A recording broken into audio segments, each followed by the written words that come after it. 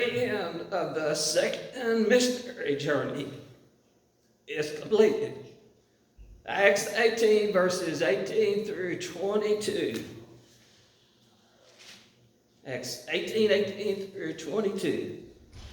And Paul, after this, tarried there yet a good while, and then took his leave of the brethren, sailed thence into Syria, and with him Priscilla and Aquila, having shorn his head in Caesarea, for he had a vow. And he came to Ephesus and left them there, but he himself entered the synagogue and reasoned with the Jews. When they desired him to tarry longer time with them, he consented not, but bade them farewell, saying, I must by all means keep this feast that cometh in Jerusalem, but I will return again unto you, if God will. And he sailed from Ephesus. And when he had landed at Caesarea and gone up and saluted the church, he went down to Antioch. Second missionary journey completed. We have three divisions. Number one, sailing to Syria, verse 18. Number two, a short ministry in synagogue in Ephesus, verse 19 to 21. And number three, saluted the church in Jerusalem, verse 22. A little bit of review. Paul has gone to Corinth. That is a center for the worship of Aphrodite or Venus, which they had a great temple in that area. And the temple involved worship with temple prostitutes, very wicked city. So Paul went there and he ministered to the Jews and didn't do very well. And most of the Jews did not believe. They opposed Paul and they blasphemed. So Paul needed encouragement, and Jesus spoke to Paul in a vision telling him, don't be afraid. Don't quit speaking. Keep on speaking. No one will harm you. I am with you, and I have much people in this city. So he was there for a year and 6 months, at least. I think a lot more than that. And the Jews brought opposition, and they had a new leader in the area whose name was Gallio. Let me make sure I got that right.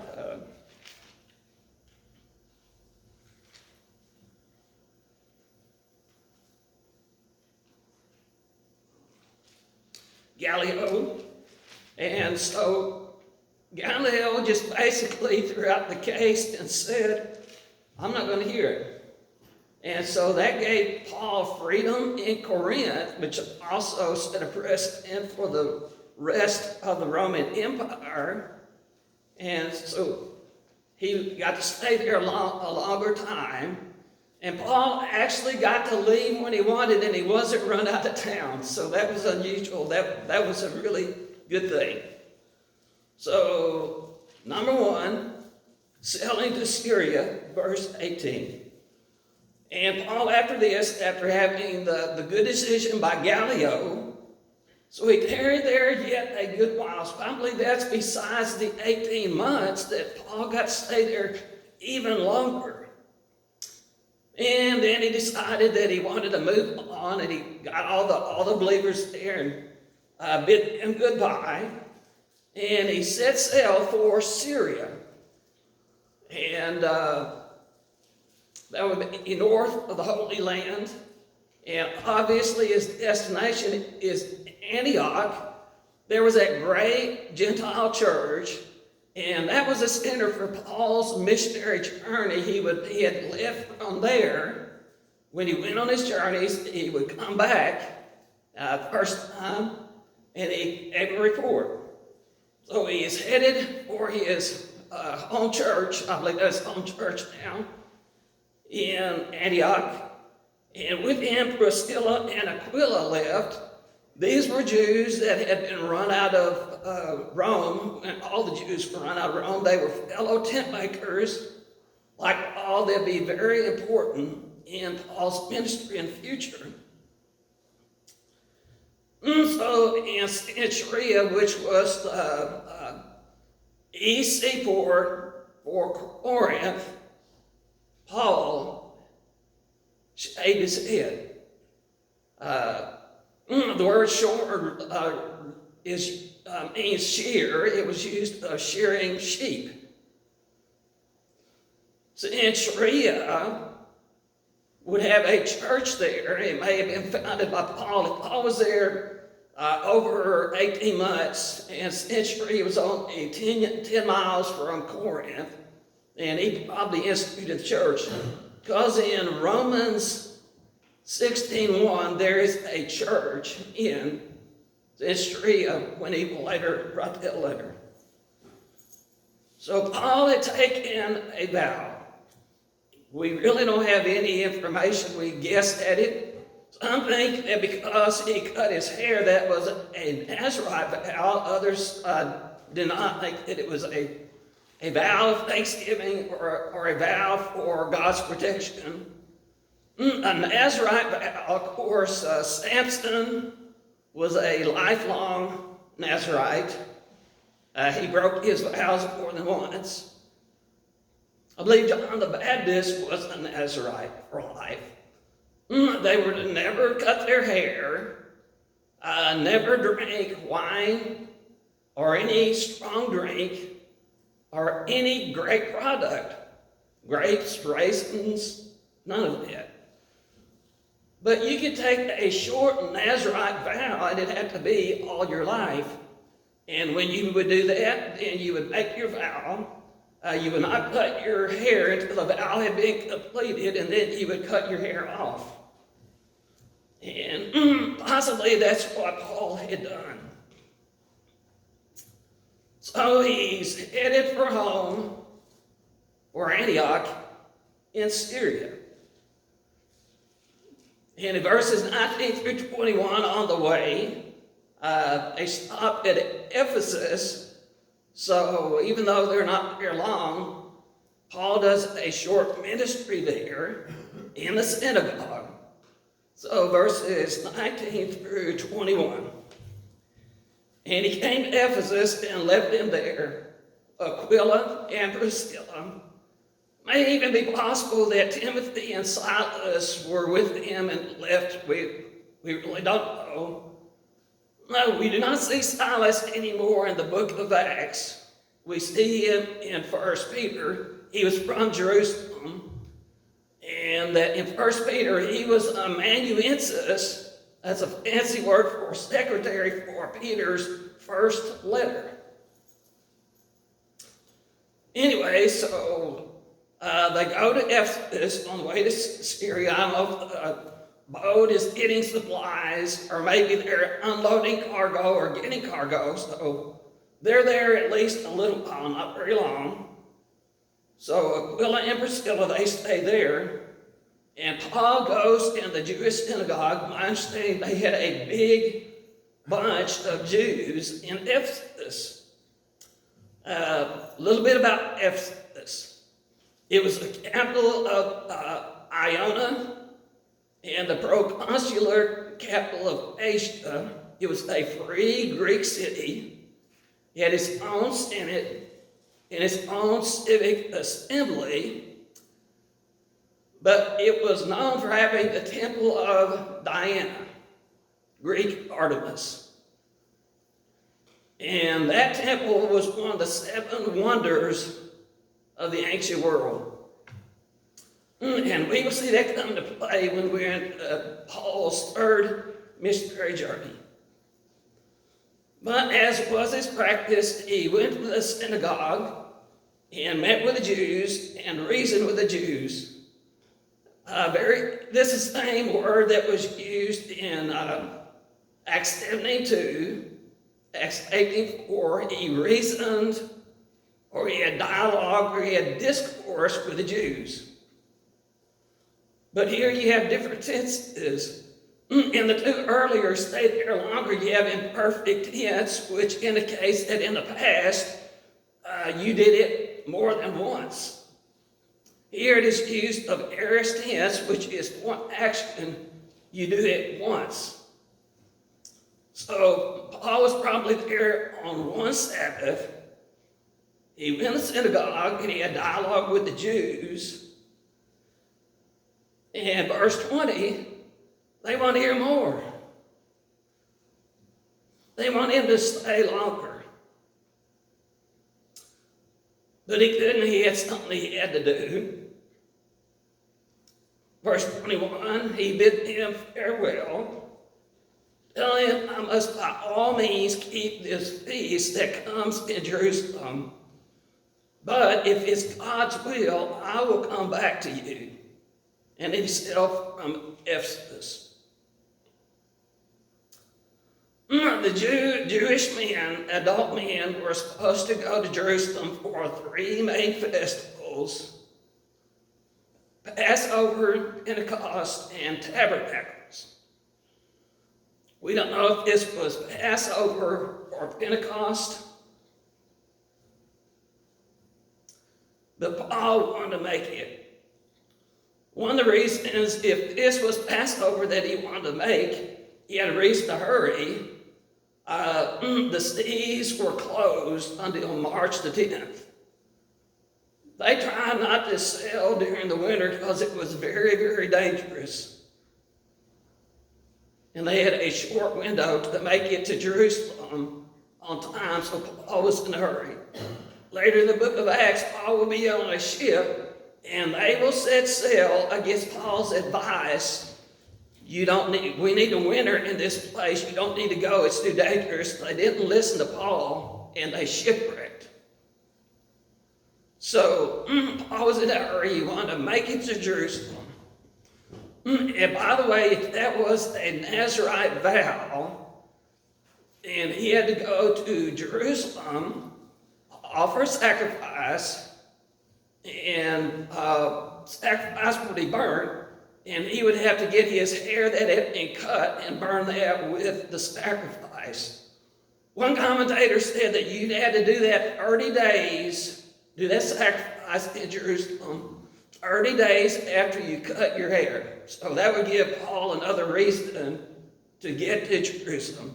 So he was in a hurry, even though the Jews were begging him to stay. He said, I must go. But if it's God's will, I will come back, and he did. He comes to Ephesus on the next missionary journey. So that gets us to number 3. He saluted the church in Jerusalem, verse 22.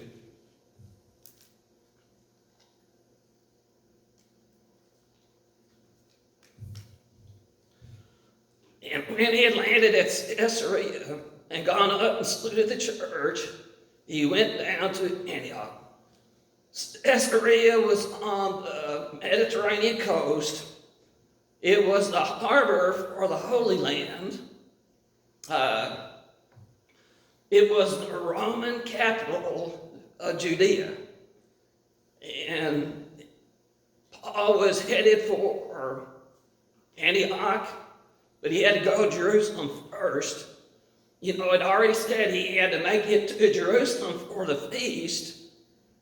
And after he landed at Caesarea, he went up and saluted the church. Even though he doesn't mention Jerusalem by name, it's pretty much certain that that is where he went. Jerusalem is elevated. And the Bible, when you go to Jerusalem, you always go up to Jerusalem because Jerusalem is elevated. And in fact, when the children of Israel took the promised land, they did not take Jerusalem at first. It was inhabited by the Jebusites. And it wasn't conquered until David became king. He wanted to take Jerusalem, and his men did. And he made that the capital of Jerusalem, but it was on a hill, elevated and hard to capture. You always go up to Jerusalem. So he went up to Jerusalem and saluted the church. In the book of Acts, we have 5 times after Paul was converted that he went to Jerusalem. This is the 4th time. We don't know if the apostles were there or not, but evidently Paul has is now in good fellowship with the church at Jerusalem, and when he goes there, he likes to visit with them, which he does. He probably recounted his missionary journey that he just had completed. And then he went down to Antioch. And again, that's that great church of the Gentiles that first sent out Paul and Barnabas. And the second time, Paul and Barnabas split, and Barnabas took John Mark, but it seemed as if the church at Antioch backed Paul and Silas. Next part of verse 3, this kind of transition. After he had spent some time there, he departed. So he departed is the beginning of the third missionary journey. So he spent some time in Antioch, no doubt that he was there, and they gathered a church together. No doubt he gave a report of all the missionary activity that had gone on. So we have 3 lessons. Lesson number 1, Paul had a long ministry in Corinth. Well, that's good. Most of the time Paul went to a place, he would go to the Jews, go to the synagogue, and if you would believe, but most would not. And he would also minister to the Gentiles, and many of them would believe. Many of them God-fearing Gentiles who went to the Jewish synagogue, and that means that the Jews lost people out of their congregation. The non-believing Jews would get angry and they would stir up trouble and run Paul out of town. This happened almost every place he went to. Now, the opposition in Philippi was not Jewish. It was the slave owners of the demon-possessed girl who gave fortune-telling. They're the ones that caused her, but most of the time it was Jews. And Paul didn't get to choose how long he stayed. He stayed until he was run out of town. But in Corinth, it was a different story. This had to be refreshing. He stayed as long as he wanted. That was a blessing. Number 2, he went to Ephesus at a really short ministry. Maybe a day or 2, maybe probably 6 days at the most, because he was on his way to Syria. By the way, Ephesus is part of Asia. As they went on the second missionary journey, they were minded to go to Asia to minister, and God blocked that. He said God wouldn't let them go to Asia. But they had the vision of a man in Macedonia say, "Come over here and help us." And they went to Macedonia and ministered there. On the way back, he at least got to pass through Ephesus, do a really short ministry. But he would be back and have a greater ministry there. You know, in the ministry that we do today, sometimes there are long-term ministries and sometimes they're short-term. There's room for both in God's kingdom. Number 3, Paul kept his word. Paul had made a vow, and whatever it was, he kept that vow, and after the vow's over, he cut his hair. And he also said to the people in Ephesus, "I can't stay here now, but if it's God's will, I will return." And he did. We need to keep our word, keep our promises. The book of Ecclesiastes warns us, don't be so quick to make a vow or a promise. God has no pleasure in fools. If you make a vow, if you make a promise, you be sure to keep it. Better off to not make a promise that you can't keep. So Paul kept his word. We as believers following God who is true and does not lie, we need to keep our word, be true to our word, and not make promises we can't keep. And if we do make a promise or a vow, let us keep it. And again, we would tell you that if you don't know Jesus is Lord, do not let this day pass without making Jesus your Lord. I'm going to ask Alray if he would close us in prayer. All right, thank you.